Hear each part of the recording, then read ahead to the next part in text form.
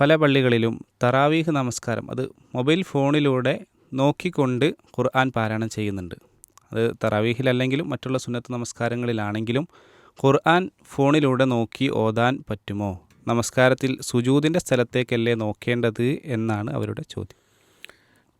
പിന്നെ റംളാൻ എന്ന് പറയുമ്പോൾ ഖുർആൻ്റെ ഒരു മാസം കൂടിയാണ്. ഖുർആൻ ഹിഫ്ളാക്കുകയും അതേപോലെ തന്നെ അതുവരെ പഠിച്ച് ആവർത്തിച്ച് ഓതാനൊക്കെ ഉള്ളൊരു സമയമാണ്. അപ്പോൾ ഇമാമിനെ സംബന്ധിച്ചിടത്തോളം അയാൾ സത്യത്തിൽ ഓതേണ്ടത് ഹിഫ്ളിൽ നിന്നാണ്, ഹിഫ്ളായി ഓതുക. എന്നാൽ ഒരാൾ ഖുർആൻ നോക്കി ഓതി, മൊബൈൽ നോക്കി ഓതി എന്ന് തെറ്റായ ഒരു കാര്യമല്ല.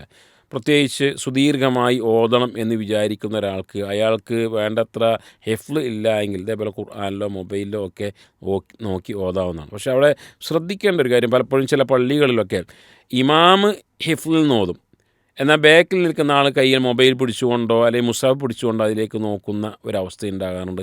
ഇമാമിന് തെറ്റുണ്ടെങ്കിൽ തിരുത്തി കൊടുക്കുക എന്ന അർത്ഥത്തിലാണ്. അത് ഏതായാലും ആവശ്യമില്ല.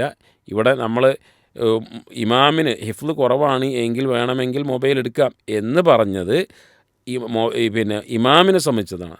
എന്നാൽ മഅ്മൂമിനെ സംബന്ധിച്ചിടത്തോളം പിന്നിൽ അയാളുടെ ജോലി ഇമാം ഓതുന്നത് ഫസ്തമിഉ ലഹു, ശ്രദ്ധിച്ച് കേൾക്കുക മാത്രമാണ്.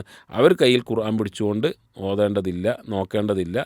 ഇമാമിന് വേണം ഏറ്റവും നല്ലത് ഹിഫ്ളിൽ നിന്ന് ഓതലാണ്. എന്നാൽ അങ്ങനെ ഓതുന്നതിന് കുഴപ്പമില്ല. ഈ ആയിഷ റളിയല്ലാഹു അൻഹ പിന്നെ ഇതേപോലെ ചെയ്തിരുന്നു എന്ന് കാണാൻ സാധിക്കും.